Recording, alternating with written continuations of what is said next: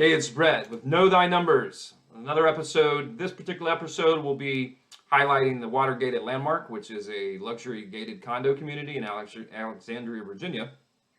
And this particular episode is beneficial whether you're a buyer or a seller. If you're a buyer, it's important to know the numbers. We need to see, is it competitive? And in the DMV, the past 2 months now, it's actually taken a whiplash. People have kind of adjusted to Chairman Powell's interest rate hikes. That's kind of the norm. And you factor that with the lack of inventory, and things are definitely competitive again in the DMV. So those are important to know whether you're a buyer or a seller, so you can be competitive. You need to see, are things selling for over, or what are the terms that are being used? What are the types of financing that's being used on these properties? So just very good nuggets to keep in your pocket to stay competitive. So to kind of take you behind the dashboard this is the MLS, what realtors use, to remind you for the other viewers here.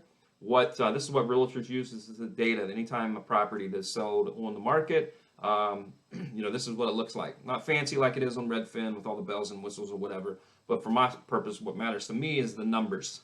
And to quickly be able to aggregate that and put the numbers together to figure out where home values are or what property is available. So that being said, this particular criteria that I'm using in the Watergate is I want to find properties that sold in the last 60 days.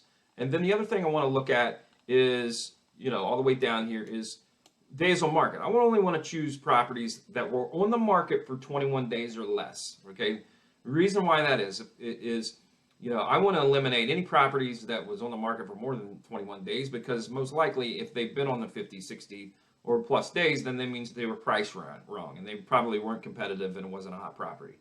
So that's a little data variable that we can tweak to kind of make sure we actually maximize or have the most accurate data samples here. So that being said, of those there are 6 sold and 1 pending. Okay, so to show you a better view of it, to see exactly what was the list price, what was the average sale price. So to do that, we'll look here, and the average down here of these particular units is 317.43 and basically 318.750. So of these, okay, we definitely know that on average it sold for, just call it $1,300 over asking price. All right, so and of this we had one, the maximum was 3% over. In the on average it was 0.63% over.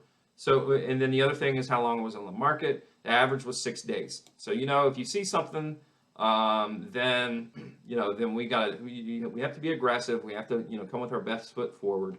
And on the flip side, if you're thinking about selling a property, then it is definitely a seller's market. So a lot of times we can dictate what terms we find best. So, and even on the pending one here, note that's 6 days, and that's kind of in line with how long it took down here. So we know using some other things to factor into the equation is beyond just the price, like what is the type of financing. So financing that is used is good to note, because if you're coming with cash, then cash is king in a lot of ways, and a lot of times if you have a cash offer, you can come full price and not have to go over, simply because there's less red tape versus so conventional, you have to use a bank, and a lot of times it can take longer. So in those instances, like you look at this particular one here that sold in February 8th. I mean, the original list was $299. They came in at $310. Okay, the cash one here was able to come in at full price. Actually asked for some closing costs.